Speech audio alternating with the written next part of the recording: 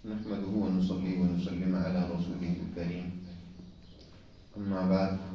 فأعوذ بالله من الشيطان الرجيم بسم الله الرحمن الرحيم حميم تنزيل الكتاب من الله العزيز الحكيم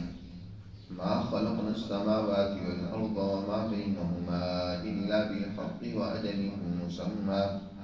والذين كفروا عما أنذروا معرضون قل أرأيتم ما تدعون من دون الله أروني ماذا خلقوا من الأرض أم لهم شرك في السماوات ائتوني بكتاب من قبل هذا أو أثارة من علم إن كنتم صادقين ومن أضل ممن يدعو من دون الله من لا يستجيب له إلى يوم القيامة وهم عن دعائهم غافلون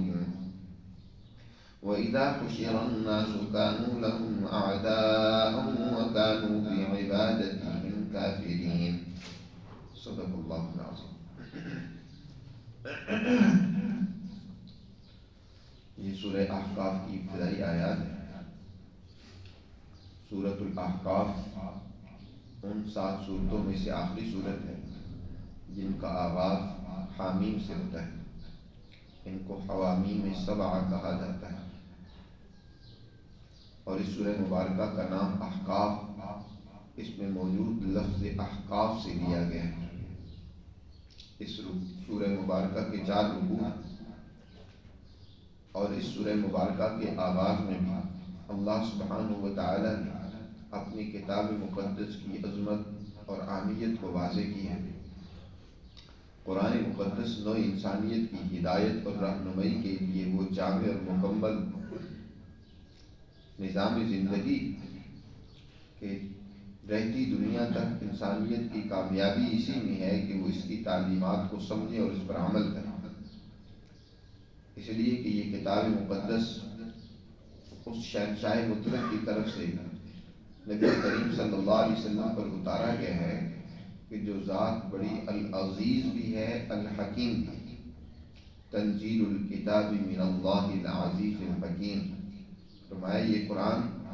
نازل کیا گیا ہے، کتاب نازل کی گئی ہے اللہ کی طرف سے جو العزیز الحکیم. العزیز وہ ساری کائنات پر غلبہ اور عزت رکھتی ہے. اس سے بڑھ کر کوئی عزت اور غلبے والی طاقت و قدرت والی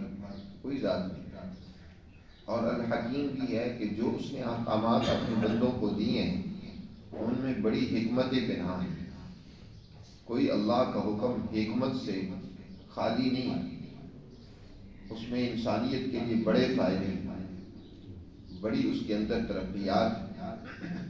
تو اس حکیم عزیز الحکیم کی طرف سے یہ کتاب بھیجی گئی ہے. اور دیکھو ما خلقنا السماوات والارض وما بینہما الا بالحق واجل مسمى. یہ ساری کائنات جس ذات اقدس نے بنائی ہے اسی نے کتاب بھی نازل کی ہے. اپنے اس ذات کو، اپنے اس رب کو، اپنے اس مالک کو پہچانو اور اس کی معرفت حاصل کرو. دیکھتے نہیں ہیں کہ ما خلقنا السماوات والارض نہیں پیدا کیا ہم نے آسمانوں کو اور زمین کو، وما بینہما اور جو کچھ ان کے درمیان ہے، الا بالحق مگر حق کے ساتھ. یعنی اس کائنات میں غور و فکر کرو، آسمان کی بلندیوں کو دیکھو، زمین کی وسعتوں کو اس میں غور و فکر کرو، پہاڑوں کی چوٹیوں کو دیکھو، سمندروں اور صحراؤں کو اس میں غور و فکر کرو، اس میں نظر اپنی دوڑاؤ. بلکہ خود انسان اپنی ذات و وجود میں غور و فکر کرے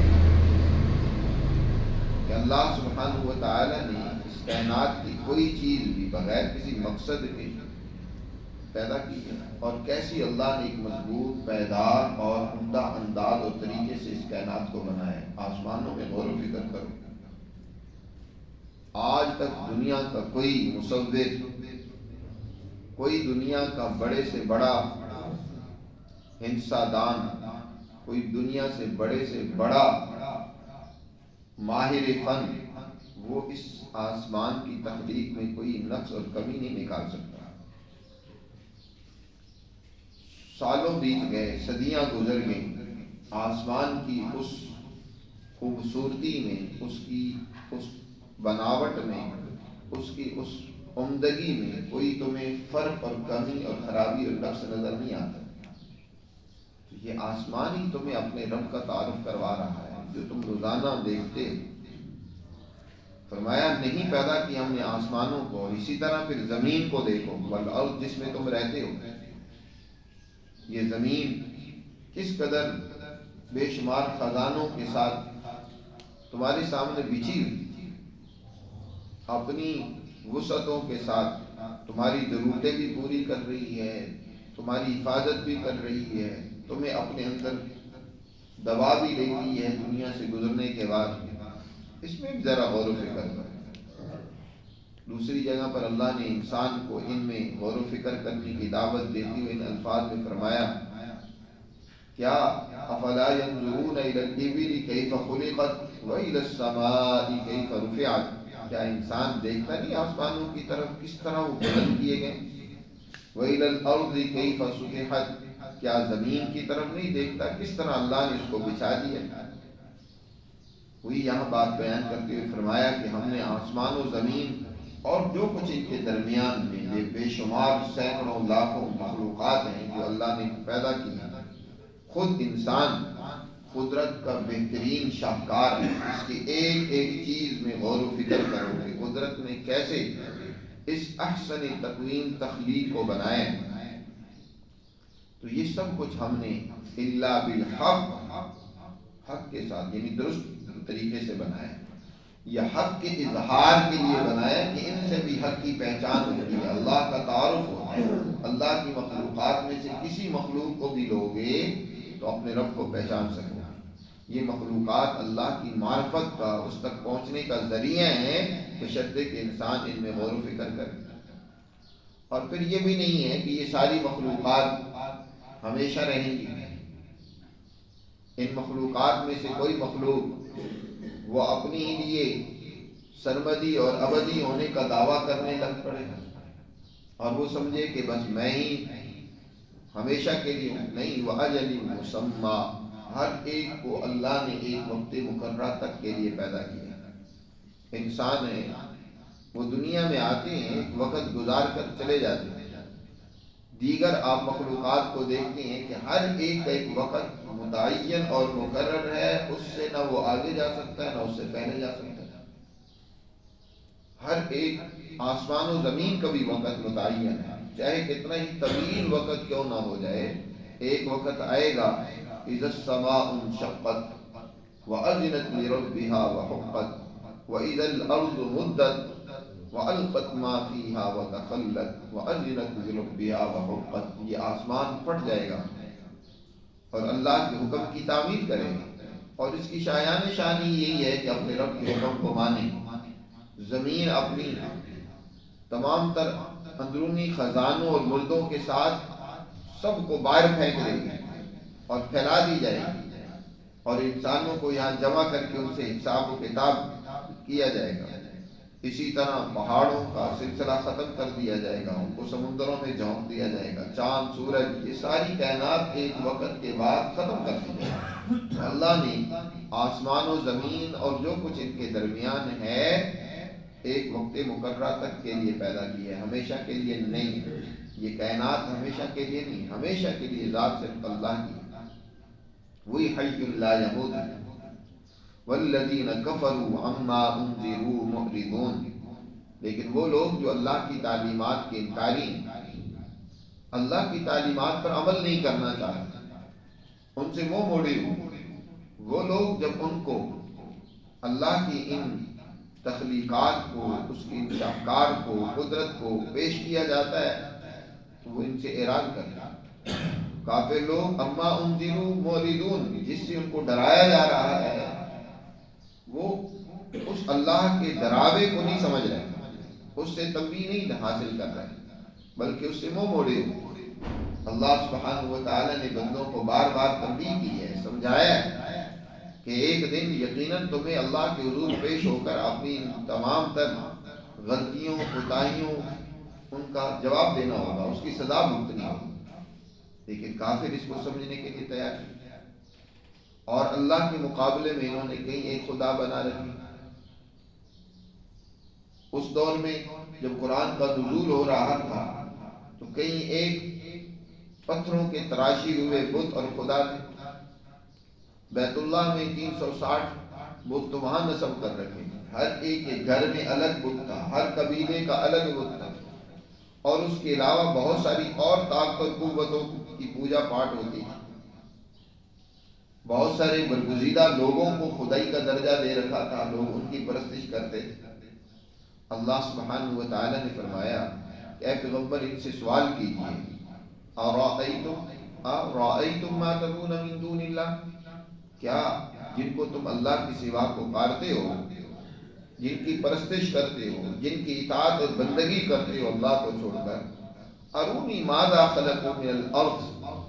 ذرا یہ تو دکھلائیں کہ انہوں نے زمین کا کوئی حصہ بنایا ہو، زمین کی کوئی نبات انہوں نے تیار کی ہو، کوئی حصہ اس کا۔ ارونی ماذا خلقوا من الارض ام لهم شرک فی السماوات، یا آسمانوں کی تخلیق میں انہوں نے خدا کے ساتھ مل کر اس کی کوئی بناوٹ، اس کی نقش و نگاری کی ہو، یا اس کے بنانے میں کوئی مٹیریل تیار کیا ہو، یا کوئی ہیلپ کی ہو اللہ کی۔ ماذا خلقوا من الارض ام لهم شرک فی السماوات، اس تمام مخلوقات کے بنانے میں کیا اللہ کے ساتھ ان کی کوئی شراکت رہی، یا انہوں نے کسی مخلوق کو بنانے میں کوئی کردار ادا کیا؟ تو دکھلاؤ مجھے۔ ایتونی بکتاب من قبل ھذا او اثارۃ من علم ان کنتم صادقین، تمہارے پاس کوئی بھی اس کے لیے دلیل ہے، عقلی دلیل ہو، نقلی دلیل ہو، وہ میرے سامنے لے آؤ۔ ایتونی بکتاب من قبل ھذا، اس سے پہلی کتابیں بھی تمہارے پاس موجود ہیں، تورات کی ہے، انجیل کی ہے، دیگر کئی کتابیں ہیں، یا اور پہلے لوگوں سے چلی ہوئی کوئی عقلی بات ہو، علمی بات ہو تو وہ بھی پیش کرو، دکھلاؤ، کوئی ثبوت دو۔ او اثارۃ من علم، اثارۃ من علم، پہلے لوگوں سے چلی ہوئی کوئی بھی بات اس حوالے سے، یا تمہاری اپنی عقل کوئی اس کی دلیل فراہم کرتی ہو تو وہ پیش کرو۔ او اثارۃ من علم ان کنتم صادقین، اگر واقعی تم سچے ہو کہ اس کائنات کے بنانے والا صرف اکیلا اللہ نہیں ہے، یہ ہماری جو معبود ہیں جن کو ہم پکار رہے ہیں، جن کو خدائی کا درجہ دے رکھا ہے، یہ بھی اس میں شراکت رکھتے ہیں، ان کو بھی خدائی اختیارات حاصل ہیں، کوئی بھی اس کی دلیل ہے تو وہ پیش کرو۔ محض تحکم، محض ہٹ درمی اور ضد بازی کہ تم ان کے اوپر ڈٹے ہوئے ہو کہ یہ ہمارے معبود ہیں، ہم ان کی پرستش کرتے ہیں، یا انسانوں میں سے کسی کو تم نے خدائی کا درجہ دے رکھا ہے۔ وَمَنْ أَضَلُّ مِمَّنْ يَدْعُو مِن دُونِ اللَّهِ مَنْ لَا يَسْتَجِيبُ لَهُ إِلَىٰ يَوْمِ الْقِيَامَةِ، فرمایا ان سے بڑھ کر زیادہ گمراہ اور راستے سے ہٹا ہوا کون ہے جو ایسی طاقت اور قوتوں کو پکارتے ہیں اللہ کو چھوڑ کر، جو ان کی پکار کا قیامت تک کے لیے جواب نہیں دے سکتے۔ مَنْ لَا يَسْتَجِيبُ لَهُ إِلَىٰ يَوْمِ الْقِيَامَةِ، جن قوتوں کو یہ پکار رہی ہیں وہ ان کی بات سنتے ہی نہیں، ان کے لیے کسی نفع نقصان کے مالک ہی نہیں ہے، کوئی ان کے پاس کسی قسم کا کوئی اختیار نہیں ہے، وہ ان کی پکار کا قیامت تک کے لیے جواب نہیں دے سکتے، بلکہ وہ برگزیدہ لوگ جن کو انہوں نے خدائی کا درجہ دے رکھا ہے، کل قیامت کے دن تو صاف ان کی اس پرستش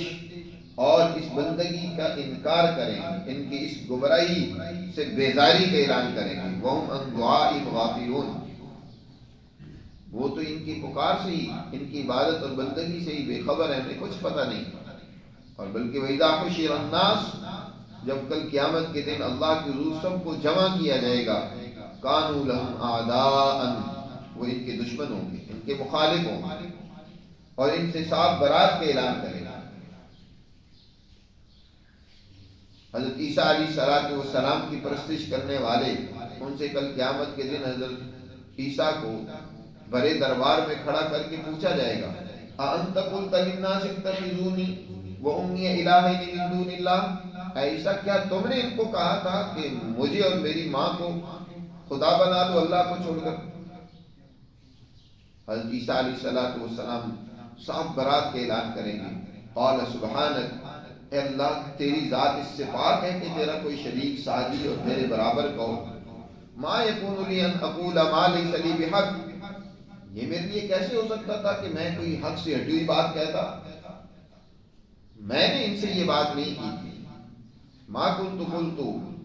اے اللہ میں نے ان سے بات یہ ایسی نہیں کی تھی جیسے یہ کہہ رہے ہیں انہوں نے مجھے اور میری ماں کو خدا بنا لیا۔ اگر میں نے ایسی بات کی ہوتی تو یقیناً تو جانتا، تو سب سے زیادہ بہتر جانے والا ہے۔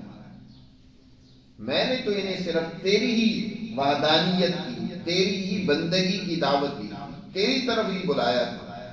لیکن انہوں نے، ظالموں نے تجھے چھوڑ کر ہمیں خدا بنا لیا۔ ہمارا ان سے کوئی تعلق نہیں ہے، تیری مرضی ہے، چاہے تو ان تعذبہم فإنہم عبادک وإن تغفر لہم فإنک انت العزیز الحکیم، ان کو عذاب دینا چاہے، ان کو معاف کرنا چاہے، تیرے بندے ہیں، ہمارا ان سے کوئی اس حوالے سے تعلق نہیں ہے۔ تو کل قیامت کے دن یہ سب ان کی عبادت کے انکاری ہوں گے، ان سے تعلق کے انکاری ہوں گے کہ ہم نے ان کو کبھی اس طرح کی بات نہیں کی۔ قرآن نے اس بات کو ان الفاظ میں بیان کیا، وَإِذَا حُشِرَ النَّاسُ كَانُوا لَهُمْ أَعْدَاءً وَكَانُوا بِعِبَادَتِهِمْ كَافِرِينَ، اور یہ کل قیامت کے دن ان کی اس عبادت اور پرستش کے انکار کریں گے۔ اور دنیا میں اسی طرح انسان ایسی طاقت اور قوتوں کو بھی خدائی کا درجہ دے کر ان سے ڈرتا ہے، ان سے امیدیں وابستہ کر لیتا ہے۔ جو طاقتیں اور قوتیں کوئی اختیار نہیں رکھتی، وہ خود محکوم اللہ کے بندے ہیں، اس کے حکموں کے تابع ہیں، وہ اس کے حکموں کے سامنے بے بس ہیں، لیکن انسان ان سے ڈرتا ہے، جیسے کہ آج کی طاغوتی ظالم طاقتیں اور قوتیں، اور بہت سارے لوگ ان سے مرعوب ہو کر ان کی چاپلوسی میں، کاسا لیسی میں لگ جاتی ہیں، چاہے وہ اپنے ملکی حکمران ہوں، بین الاقوامی طاقتیں اور قوتیں ہوں۔ قرآن نے ان کا بھی جگہ جگہ پر تذکرہ کیا کہ کل یہ پیروکار اپنے ان لیڈروں کے دشمن ہوں گے، جب جہنم میں ڈالا جائے گا دونوں کو نا، تو ایک دوسرے پر لعن طعن کریں گے اور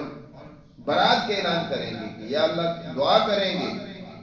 آتم عذابا ضعفا من النار۔ وہ جو پیروکار ہیں وہ کہیں گے لیڈروں کے بارے میں کہ اللہ ان کو ڈبل سزا دے، کیونکہ انہوں نے ہمیں گمراہ کیے رکھا، ہم ان کے پیچھے لگے رہے۔ اور وہ لیڈر کہیں گے کہ نہیں، تم کوئی ہم سے زیادہ درست بات پر نہیں تھے، تم نے بھی تو خرابیاں کی، ہم نے تمہیں جب مجبور تھوڑا کیا تھا، تم بھی ہمارے پیچھے چلتے رہے، آج تو عذاب میں ہم سب کو ایک ہی طرح کی سزا کا سامنا کرنا پڑے گا۔ تو اس وقت یہ جھوٹے اور مکار لیڈر وہ اپنے پیروکاروں سے برات کے اعلان کریں گے، پیروکار ان پر لعن طعن کریں گے۔ اس لیے انسان پر لازم ہے کہ اپنے ایک مالک کو پہچانے، اپنے اس رب کو پہچانے جس نے یہ ساری کائنات بنائی ہے، اور کائنات کا ذرہ ذرہ اس کا تعارف کروا رہا ہے۔ آسمان میں غور و فکر کرو، زمین میں، اس کے درمیان میں بسنے والی مخلوقات میں غور و فکر کرو، تو تمہیں اپنے رب کا تعارف اور اس کی پہچان حاصل ہو جائے گی۔ اور دنیا کی تمام طاقت اور قوتوں کو جن کو تم نے بڑائی اور خدائی کا درجہ دے رکھا ہے، ان سے برات کا اعلان کرو، وہ تو محکوم ہے، وہ تمہاری خدمت گار ہے۔ عجیب بات ہے کہ جو چیزیں انسان کی خدمت کے لیے پیدا کی گئی ہیں، انسان ان کو اپنا مخدوم بنا لے، ان کی پرستش کرنے لگ پڑے، ان کو ہی اپنا معبود بنا لے، تو یہ کتنی ہی بودا اور کم عقلی کی بات ہے کہ اپنے محکوم غلام ماتحت خدمت گاروں کو خدائی کا درجہ دے کر ان کی پرستش میں لگ جائے۔ تو اللہ سبحانہ و تعالیٰ نے یہاں یہی بات سمجھائی ہے کہ یہ کائنات کی ساری چیزیں اللہ نے حق کے ساتھ پیدا کی ہیں، ایک مقصد کے تحت پیدا کی ہیں، انسان کی خدمت اور ضرورت کے لیے اللہ نے ان کو پیدا کیا ہے، ان کو خدا بنا کر نہیں پیدا کیا۔ خدا تو وہ ہے جس نے ان کو بنایا ہے، اور ان کے بنانے میں کائنات کی کوئی مخلوق شریک نہیں تھی، اس نے اکیلے تنہا اس مالک نے ساری کائنات کو بنایا ہے، خود انسان کو اس نے بنایا ہے۔ اس کو پہچاننا ہو تو اللہ کی مخلوقات میں غور و فکر کرو اور اس ایک مالک کی تعلیمات کو سمجھو اور اس پر عمل کرو۔ آگے ان تعلیمات کو یہاں پیش کیا گیا ہے بڑی تفصیل کے ساتھ اور جو اس وقت کے مشرکوں اور کافروں کا ان تعلیمات کے بارے میں جو اس کا رد کرنے کا طریقہ کار تھا اس کا بھی ذکر کیا گیا، اور ان کے شبہات کا بھی جواب یہاں دیا گیا۔ اس پر انشاءاللہ آئندہ درس میں بات کریں گے۔ اللہ ہمیں سمجھ نصیب